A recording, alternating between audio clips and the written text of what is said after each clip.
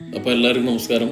അപ്പോൾ ഇന്നത്തെ എൻ്റെ വീഡിയോ ഇത് നമ്മുടെ നാട്ടിൽ ഇതിന് ഏത് പേരെന്ന് അറിയില്ല എനിക്ക്, പക്ഷെ പത്തലടാന്ന് അതിൻ്റെ പേര്. ഇത് അപൂർവങ്ങൾ മാത്രമേ നമ്മളെ ഭാഗത്ത് ഉണ്ടാക്കാറുള്ളൂ. ഇതിപ്പോൾ ഇന്ന് എൻ്റെ ഇളയമ്മ വന്നിട്ടുണ്ടായിരുന്നു. അപ്പോൾ ഇളയമ്മ പ്രത്യേകം ഇളയമ്മയുടെ മസാലയൊക്കെ കൂട്ടി ഉണ്ടാക്കുന്ന ഒരു ഡിഷാണ്. അപ്പോൾ അത് കണ്ട സമയത്ത് എനിക്കത് വീഡിയോ എടുക്കാൻ തോന്നി. അപ്പോൾ അതിൻ്റെ ഇൻഗ്രീഡിയൻസ് ഞാൻ നിങ്ങൾക്ക് പറഞ്ഞുതരാം, പരിചയപ്പെടുത്തി തരാം. സ്വതവേ നമ്മളെ ഭാഗത്ത് കാണാറുള്ള താളിൻ്റെ ഇലയാണ് ഇതിന് മെയിനായിട്ട് ഉപയോഗിക്കുക. അപ്പോൾ അതിൻ്റെ ഇൻഗ്രീഡിയൻസ് കൂടി ഞാൻ പരിചയപ്പെടാം. ഇതിന് സ്വതവേ ഇതിന് പച്ചരിയും അതുകഴിഞ്ഞ് പുഴുങ്ങലരിയും തേങ്ങയും മല്ലിയും മുളകും എന്താ പറയുക നമ്മളെ ഉള്ളി, ശർക്കര, പുളി, ജീരകം, മഞ്ഞൾപ്പൊടി, ഉപ്പ് പാകത്തിന് വെച്ചിട്ട് അതെല്ലാം മിക്സ് ചെയ്തിട്ട് അരക്കുക.